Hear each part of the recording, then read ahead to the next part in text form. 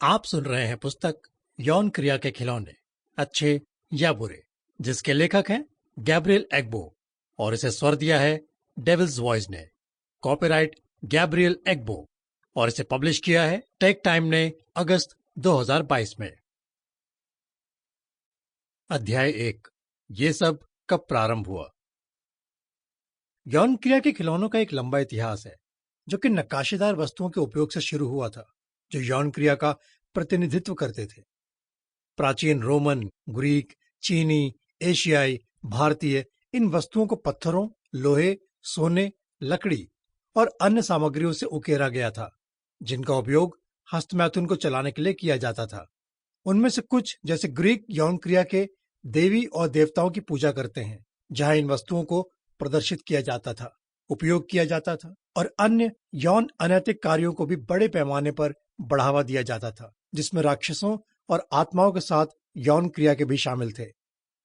इसलिए हम ठीक ही कह सकते हैं कि यौन क्रिया के खिलौनों की नींव असीमित सुख और आसुरी देवताओं की पूजा की इच्छा थी।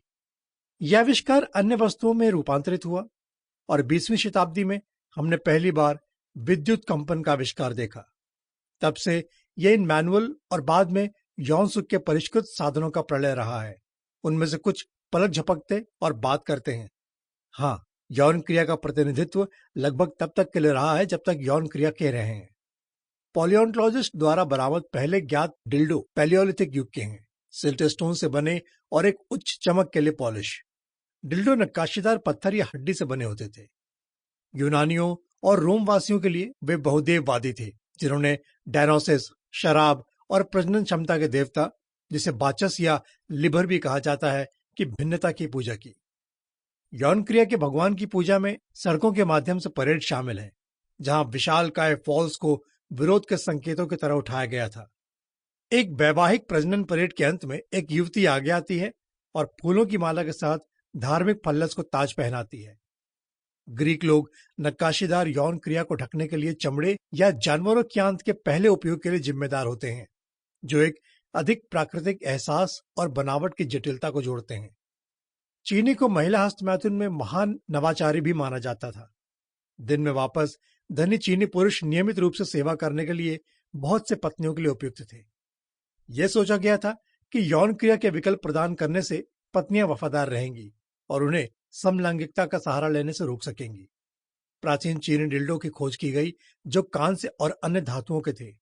इनमें से कुछ खोखले थे और उपयुक्त समय पर तरल को निकलने दिया गया। भारत और फारस को छोड़ा नहीं गया था। डिल्डो की चर्चा सोने या चांदी से की जाती थी, या जटिल नक्काशीदार और जुड़ा हुआ हाथी दांत। इतिहास के लंबे हिस्से के लिए डिल्डो का उपयोग कमोबेश एक जैसा रहा। कुछ संस्कृतियों ने गिलोय, पौधे या अनानास केले जैसे अधिक प्राकृतिक वस्तुओं को तरहीज देते हुए डिल्डो का निर्माण किया। वास्तव में डिल्डो शब्द इटालियन डायलेक्टो से आया है, जिसका अर्थ प्रसन्न है। अध्याय 2, उसकी योजना क्या थी।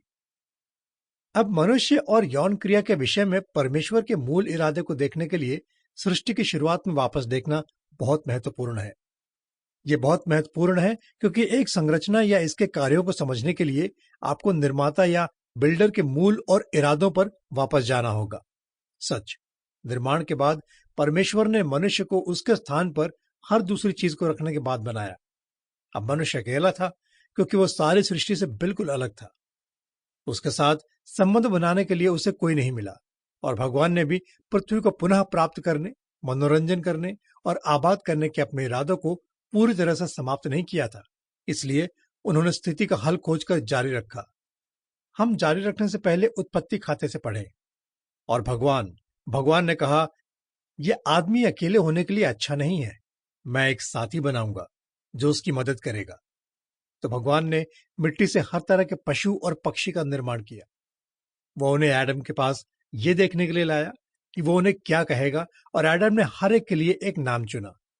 उसने सभी पशुधन, पक्षियों और जंगली जानवरों को नाम दिए, लेकिन फिर भी उसके लिए कोई साथी उपयुक्त नहीं था। इसलिए भगवान ने आदम को गहरी नींद में गिरा दिया। उसने आदम की पसलियों में से एक को लिया और उस स्थान को बंद कर दिया जहां से उसने इसे लिया था। तब प्रभु परमेश्वर ने एक औरत को पसली से बनाया और उसे आदम Sample complete. Ready to continue?